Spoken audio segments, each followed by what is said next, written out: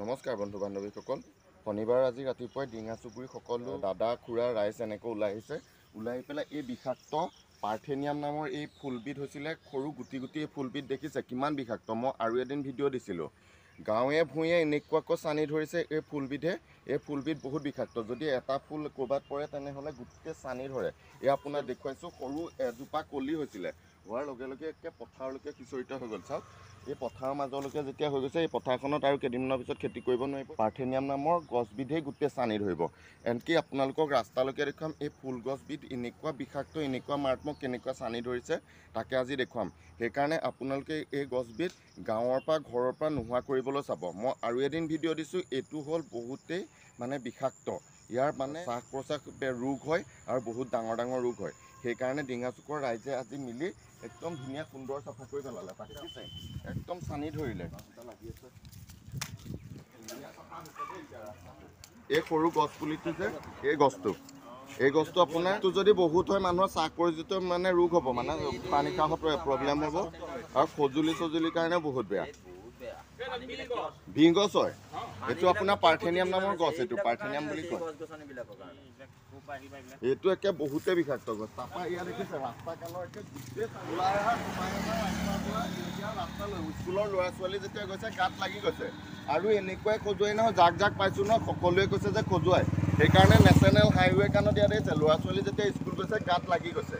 মই আগতেও কৈছোঁ। আৰু PWD বিভাগৰ আহি পেলাই যে অলপ চাপাই পেলাই এই জংঘলখিনি কটাই দিয়া ব্যৱস্থা কৰিব লাগে। চাওক নেশ্যনেল হাইৱে ইয়াত আহিছে কেনেকৈ পানী ধৰিছে। ৰাতিপুৱা যেতিয়া স্কুলৰ ল'ৰা ছোৱালী যাব নহয়, এই গছ গছনিখিনিৰ পৰা যে বহুতেই গাত লাগি যায়। মই কাৰণ ৰাতিপুৱা দোকানলৈ আহি দেখি থাকোঁ পোৱালীবিলাকে সৰু ল'ৰা ছোৱালীয়ে কণ ল'ৰা ছোৱালীয়ে ছিঙি নিয়ে। মই ঘৰে মুখে আপোনালোকক কৈছোঁ কি, মই বেপাৰ সংক্ৰান্তত গৈ থাকোঁ যে সঁচাকৈ দেখোঁ এই গছটো এনেকুৱা টানি ধৰিছে। যদি PWD বিভাগেও এই গছখিনি কিবা এটা ব্যৱস্থা কৰে। চাওক চবৰে ঘৰৰ মুখে চবৰে ঘৰে ঘৰতে সৰু সৰু ল'ৰা ছোৱালী আছে, কিন্তু গছটো এনেকুৱা টানি ধৰিছে দেখিছে।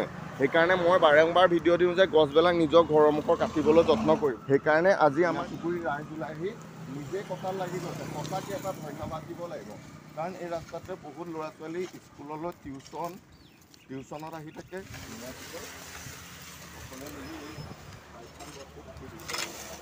ৰাতিপুৱাৰ পৰা লাগি আছে নিজৰ পৰিশ্ৰম কষ্ট কৰিও। ৰমেশ দাহঁত আজি ওলাই আহিছে যে গোটেই পাৰ্থেনিয়াম নামৰ গছবিধ নোহোৱা কৰিব লাগিব। সেইকাৰণে দাদাহঁতক এটা ধন্যবাদ দিব লাগিব। এয়া আমাৰ ডিঙা চুবুৰীৰ ৰমেশ দা সঁচাকৈ সামাজিক কাম কৰি ফুৰে। সেইকাৰণে আজি গছ বহুত গজিল যে ৰখি থকা নাই, সেইকাৰণে ওলাই আহি গছ কাটিলে। সকলো মিলি আহি ইয়াক তাকে দেখুৱাবলৈ যত্ন কৰিলোঁ। গোলাপখুৰা ওলাই আহিছে। গোলাপখুৰাহঁতেও সামাজিক কামত লাগি ফুৰেতো। এই পাৰ্থেনিয়াম নামৰ গছটোৱে বহুত অসুবিধা কৰিলে। সেইকাৰণে গোলাপখুৰাহঁত আজি ওলাই আহিছে বহি নাথাকি। নিজৰ কাম বাদ দি, গৰমতো বাদ দি নিজৰ ৰাস্তাটো আজি চাফা কৰিলে। সেইকাৰণে আপোনালোকে পাৰিলে পাৰ্থেনিয়াম নামৰ গছবিধ যদি নোহোৱা কৰে, এই গোলাপখুৰাহঁতৰ দৰেকৈ ওলাই আহি পেলাই নিজৰ ৰাস্তাটো চাফা কৰি ল'বচোন, বহুতেই ভাল হ'ব। পাৰিলে পাৰ্থেনিয়াম নামৰ গছবিধ আমাৰ সমাজৰ পৰা নোহোৱা কৰিবলৈ চাওকচোন। আৰু হাই ৰোডৰ কাণৰ PWD বিভাগেও যদি পাৰে, সৰু সৰু ল'ৰা ছোৱালীৰ কাৰণেও বহুত ভাল হ'ব। স্কুলীয়া ল'ৰা ছোৱালীৰ কাৰণে বহুত বিষাক্ত গছ এবিধ গজি গ'ল। কেনেকৈ গজি গ'ল নাজানো, আমি সৰুতে দেখা নাছিলোঁ এই গছটো। আজি আপোনালোকক দেখুৱালোঁ। আপোনালোকেও নিজৰ ঘৰৰ মুখখন পাৰিলে বিষাক্ত পাৰ্থেনিয়াম নামৰ গছবিধ নোহোৱা কৰি ল'বচোন। তাকে আপোনালোককো খুৰা এটা ধন্যবাদ দিলোঁ। আপোনালোক যে আজি নিজৰ কাম এৰি পেলাই আপোনালোক সমাজৰ চিন্তা কৰি যে আজি ৰাস্তাটো ধুনীয়াকৈ পৰিষ্কাৰ কৰিলে। সঁচাকৈ বহুত কণ ল'ৰা ছোৱালী টিউশ্যনো আহি থাকে।